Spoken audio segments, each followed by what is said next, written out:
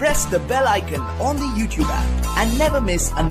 सभी को जय हिंद दोस्तों, आप सभी का हार्दिक स्वागत है जय हिंद रिएक्शंस पे। तो आज हम आपके लिए एक बहुत ज़बरदस्त और एक स्पेशल वीडियो लेकर आए हैं जिसमें आप देखेंगे पाकिस्तान की मशहूर और हम सबकी चहेती पत्रकार आरजू काज़मी जी और उनके स्पेशल गेस्ट होंगे साजिद ताड़र साहब, जो कि बहुत ही ज़बरदस्त पॉलिटिकल एनालिस्ट हैं और भारत और पाकिस्तान पे काफ़ी ज़बरदस्त नॉलेज रखते हैं। और ये दोनों डिस्कस करेंगे भारत के चंद्रयान 3 की सक्सेस को। तो ये वीडियो बहुत इंटरेस्टिंग होगी, इसे अंत तक देखें और चैनल पर नए हैं तो चैनल को सब्सक्राइब कर दें ताकि आपको ऐसी लेटेस्ट और नॉलेजेबल वीडियोस देखने को मिलती रहे। जय हिंद, जय भारत। बल्कि यहाँ पे तो चंद्रयान 3 यहाँ भी चढ़ने वाला है, अमेरिका के अंदर भी।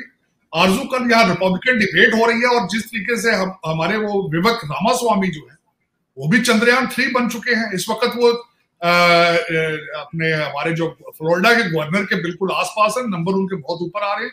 हैरानगी वाली बात है कि आज से महीना 2 महीने पहले किसी को कोई पता नहीं थे कि ये विवेक रामास्वामी क्या चीज है, और he has reason so big matter of fact.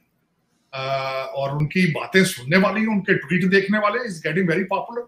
मैं समझता हूँ मुबारकबाद के हक बनता है चंद्रयान 3 के ऊपर भी, और खासकर यहाँ पे जिस तरीके से भारतीय इन्फ्लुएंस और जो सेकंड जनरेशन भारतीय अचीवमेंट उसकी अगर देखी जाए तो अमेजिंग अमेजिंग अनबिलीवेबल। और मैं समझता हूँ कि भारत विल बी, और जो इसमें सबसे जो टेक्निकल बात जो बताने वाली है कि दुनिया में पहली दफा इतने कम कीमत के ऊपर चांद कर और स्पेस के अंदर जो अचीवमेंट्स हैं भारत की, दैट इज रिमार्केबल। जितने कम खर्चे के ऊपर ये सारा कुछ किया जा रहा है, इसके पीछे अगर देखा जाए तो स्वाय नेशनलिज्म के और कुछ भी नहीं है। जब आप प्राइड हो आपके अंदर कि हमने अपने मुल्क का झंडा वहां लहराना है, हमने अचीव ये करना है, तब चीजें होती हैं। और मैं समझता हूं कि मैं इसको क्रेडिट, इसका जो है इस वक्त भारत को नेशनलिज्म का क्रेडिट जो है वो मोदी साहब को जाता है, जिन्होंने ये सारा कुछ जो इस वक्त इकोनॉमी को 7वें से 5वें नंबर पर ले आए, 10वें से 5वें पर और 5वें से 3रे पे लाने की, और डायस्पोरा को प्रमोट करना, अपनी इकोनॉमी को, अपनी करेंसी को, यूपीआई सिस्टम को, पेमेंट सिस्टम को प्रमोट करना दुनिया में। और उसके बाद आज भी साउथ अफ्रीका गए हैं और वहां पे भी वो ब्रिक्स के बारे में और दूसरी चीजें जो है भारत की फॉरेन पॉलिसी है उसके बारे में।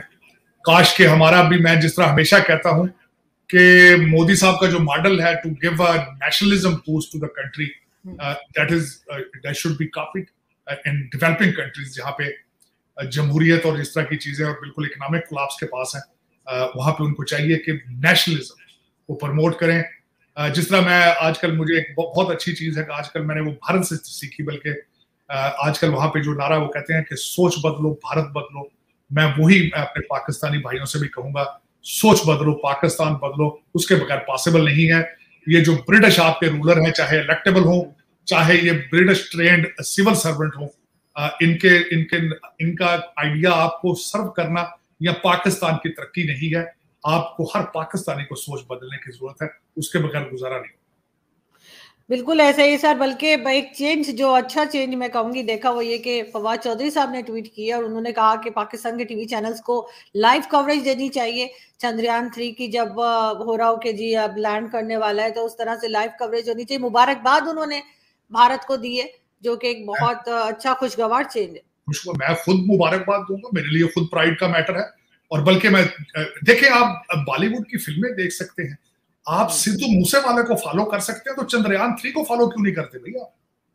अब नफरतों के दरवाजे बंद करें आप ये।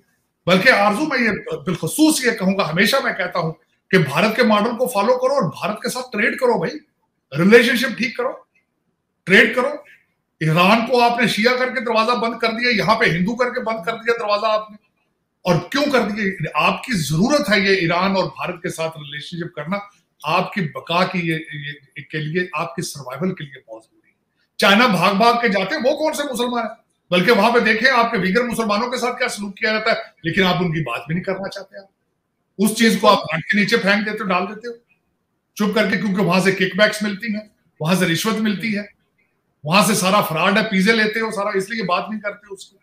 ये भारत के साथ, मैंने जिस तरह बताया आपको कि इस वक्त पाकिस्तान की सर्वाइवल के लिए बहुत जरूरी है कि नॉर्मलाइज रिलेशनशिप भारत के साथ हो, अपने जो डिफरेंसेस उनको खत्म करें, ट्रेड शुरू करें, वहां से अपने चीजें गंदम चावल अपने सारी अद्वियात और सारा कुछ, और उस मॉडल को फॉलो करें और नेशनलिज्म देखें जिस तरीके से उन्होंने नेशनलिज्म के जरिए अपनी चीजें तब्दील की हैं। आपको भी जरूरत है, आप चांद पे नहीं जा सकते, सर्वाइव करना तो सीखें वहां से।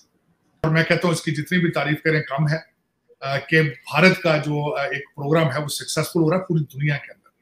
और साउथ पोल, और मैं एक पढ़ रहा था आगे कि एक्सपेरिमेंट किए जा रहे हैं, यहाँ पे देखा जा रहा है कि वहां पे पानी का कुछ वहां पे सिलसिला है आगे फ्यूचर में। यहाँ अमेरिका से आपने देखा 2-3 कंपनियां इस वक्त कम्पीट कर रही हैं हमारे ट्रैवल करने में।